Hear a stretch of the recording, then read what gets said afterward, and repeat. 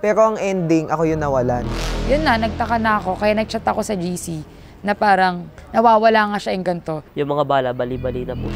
Pero kasi nag-init talaga ako na, gusto mo, lumapit ako!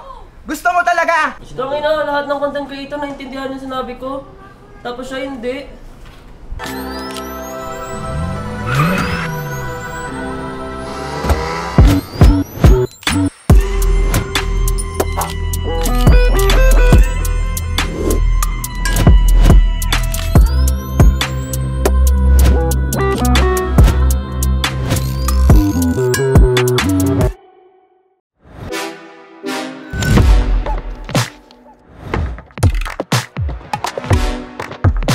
Bali, nagagawa po ako sa taas nung time na yon, and patapos na po ako magawa. Tapos ko na po gawin yung lalagyanan ng pinakapana and yung mga bala po ng pana.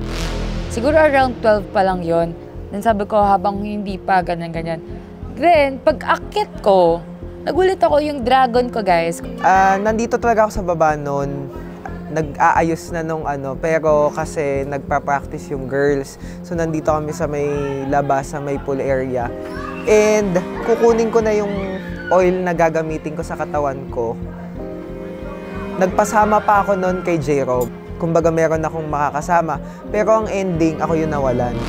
Ako yung sa isa sa mga bumaba. Tapos may mga naiwan po sa loob ng mga boys. Tapos nag-meeting na. Pagtaas ko na lang, pagtingin ko, akala ko natabunan lang ng papel yung props ko. Siya po pala, yun po talaga yung props ko na sira. Tapos yung mga bala, bali-bali na po.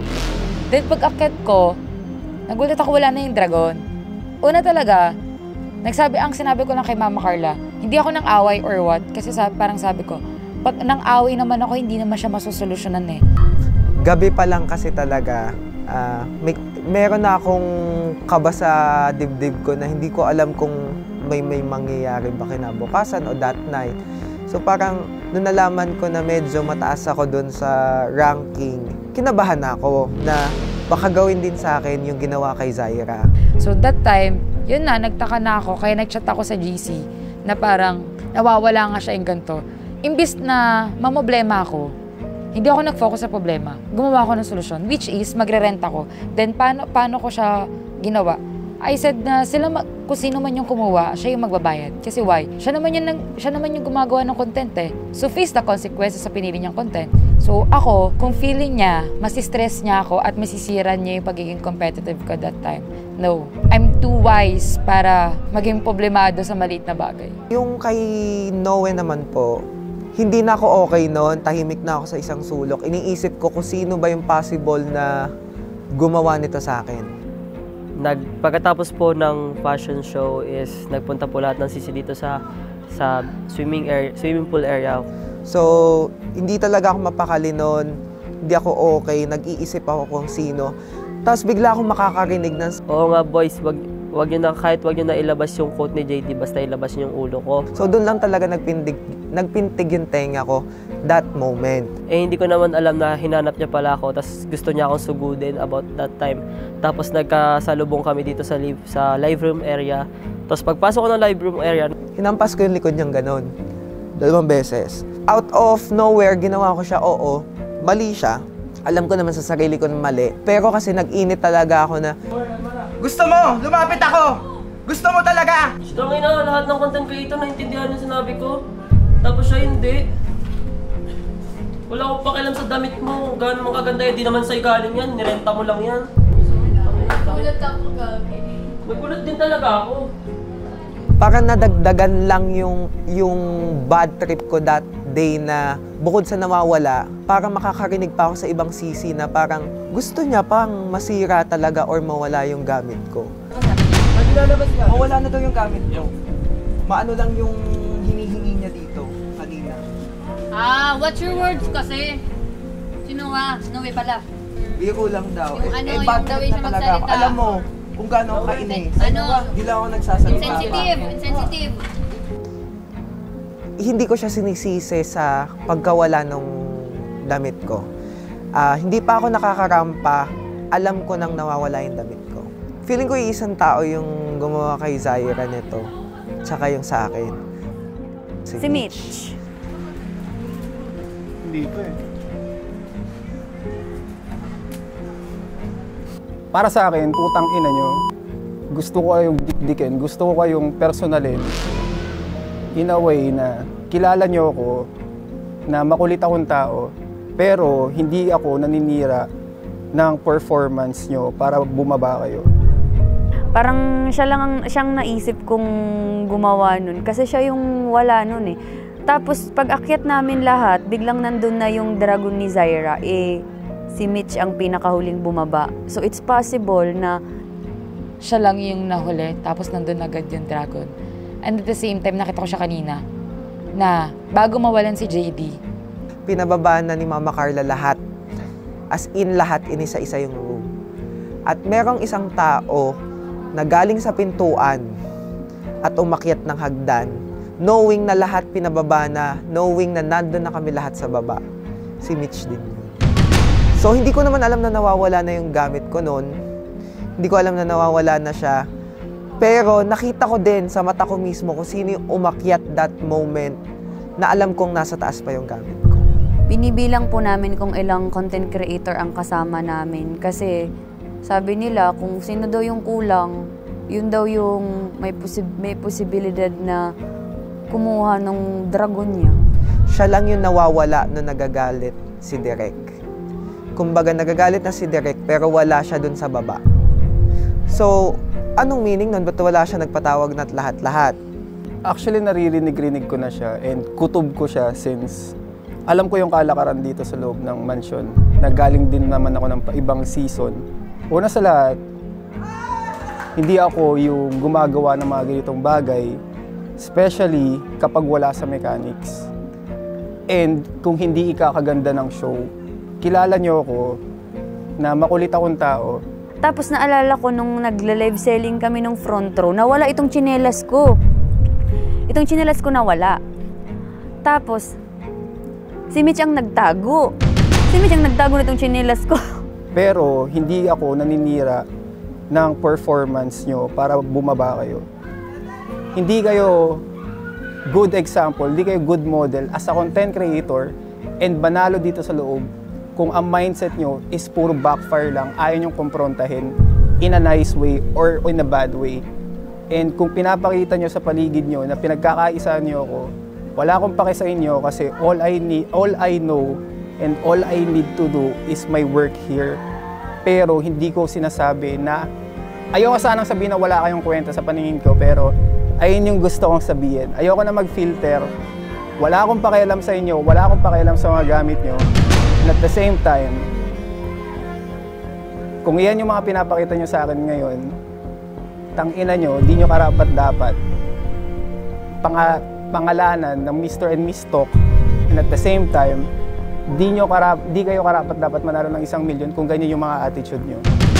Feeling ko yung isang tao yung gumawa kay Zaira nito, tsaka yung sa akin.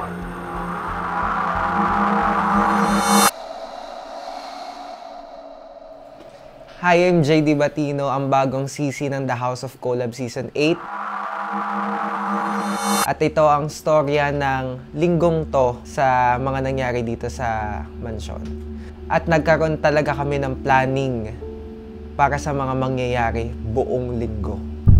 So, kasama ko dito ang management, ang prod, dahil sa plano at kilala naman nila kasi talaga ako na ang bibig ko walang preno talaga. Ang storya, sinimulan namin sa pagplaplano na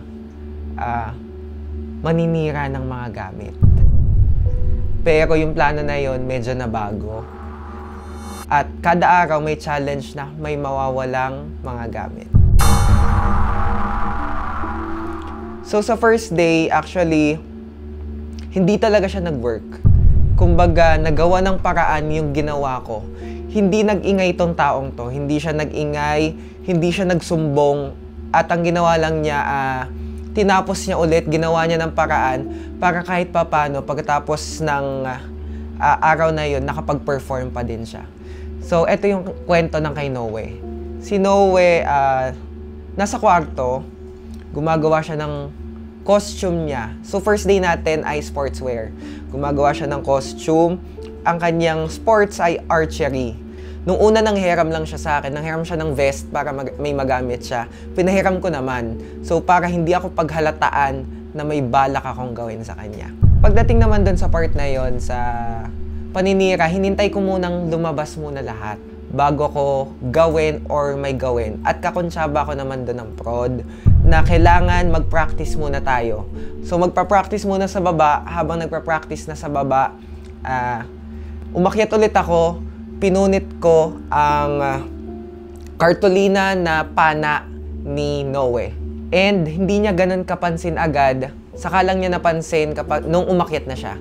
Pag-akyat niya, never siya nagsumbong, never siya nag-react, never nagalit. Parang nagawa na ako ng alarma na may gentong mga nangyayari. Pero hindi lang talaga siya nag-ingay.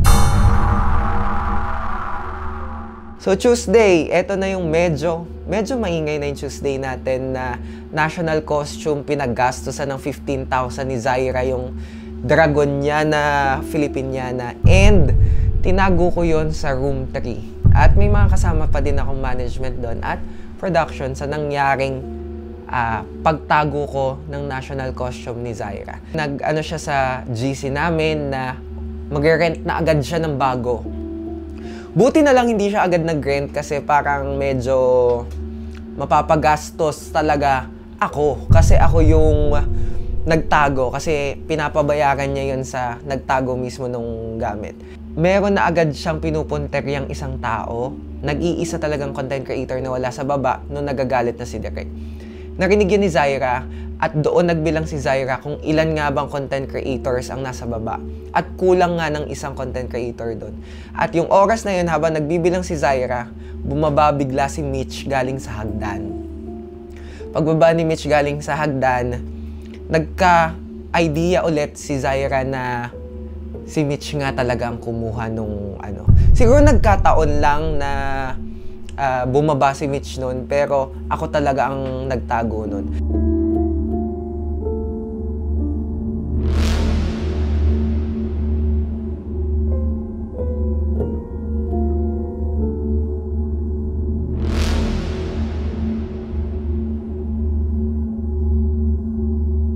So hindi masyadong maingay ang Monday, hindi masyadong maingay ang Tuesday. Lahat sila mababait na wala talagang nang aaway. So third day, ang plano, napaisip ako na wala kasi talaga dito na yung mang-aaway eh. Wala yung talagang magbabangayan. So ang ginawa ko, ako yung nawalan. Tinago ko yung sarili kong costume.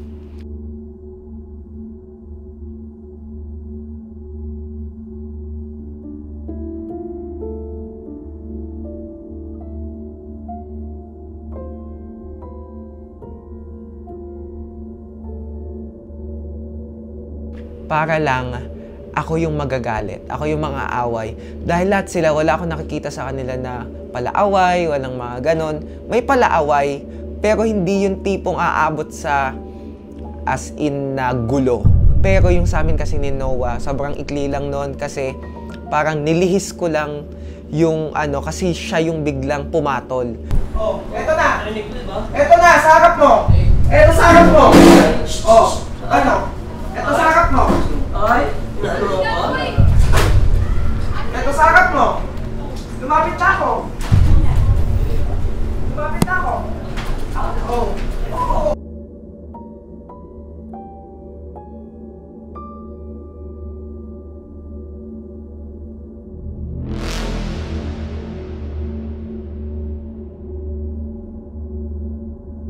So, grinab ko na yung opportunity na pagpatol niya na hindi ko alam na aabot sa totally na as in kami nagbabangayan na talaga doon. Siya na lahat ng content creator naintindihan yung sinabi ko. Tapos siya hindi. Wala akong pakialam sa damit mo. Gano'n mong kaganda yan. Di naman sa'yo galing yan. Nirenta mo lang yan. Nagulat ako, Gabi. Nagulat din talaga ako. At nakasakit ako ng feelings niya, oo, ng physical. Pero pagdating doon ko pa rin nakita na hindi talaga siya nananakit personally. Ang ano lang talaga sa kanya, madaldal talaga siya na as in mapang-asar siya. Kaya lalo akong napikon, lalo akong na-trigger, na awayin siya. Kay Mitch ko talaga binuntong lahat. si Zaira, yun din ang talagang napagkasundoan ng mga sisi na si Mitch talagang sisisihin natin dito. Nasakto bawat galaw niya na nalilate siyang bumaba. Sakto pa naman na pinag-uusapan yung part na yon, at bawat kilos niya, dumidiin sa kanya yung sisi. So thank you Mitch, hindi mo ako pinahirapan sa part na yon. Ayan, sa lahat ng viewers, sa lahat ng supporters, sa lahat ng fandom, sa lahat ng sisi. Ayan, so this is all planned. This is all, hindi naman siya totally scripted. Pero lahat to ay nakaplano, and maraming salamat sa inyo. Sa mga pinakita ko nung Sabado sa inyo, pinakita ko nung Sunday, nung Monday, lahat naman yon totoo. This is all about me. The challenge nga, ang sabi, yung challenge daw ay para sa akin talaga. And yon, so nakikita ko naman po na maayos yung pakikisama nyo sa akin dito sa loob. At yun din ang pinakita ko sa inyo. Buong linggo, pinakitaan ko kayo ng maganda. Pero dun sa mga challenge lang ako talaga nagkaroon ng twist. And ayun, so magkikita ulit tayo soon. So ayun, gusto kong i-announce sa inyo na ako po ay hindi official content creator ng Season 8 ng The House of Collab. Ito po ay pumasok lang ako ng isang linggo, at pagkatapos ng araw na to, ako na po ay magpapaalam na ulit sa The House of Collab Mansion. Ayan, so gusto kong humingi ng pasensya sa lahat ng na-involve, sa lahat ng nagulo ang mundo dito sa The House of Collab Mansion. Lalo na nga sa gamit ni Zaira, sa gamit ni Noe, lalo na sa'yo Noe, and kay Mitch. At lalo syempre yung mga talagang naging emotional doon sa mga nangyari. Bukod sa kanilang tatlo, sa lahat ng sisi, pasensya na sa lahat ng fandom, sorry po. Hi guys! I'm Chanel de Guzman, and shoutout nga pala kay Georgia Palamia at Ayumi Vlogs. Kung gusto niyo ma-shoutout, comment your favorite content creators dyan sa may comment section para ma-shoutout kayo sa susunod na episode. Don't forget to like, comment, share, and subscribe, and click that notification bell para updated kayo sa mga happenings dito sa The House of Collab Season 8.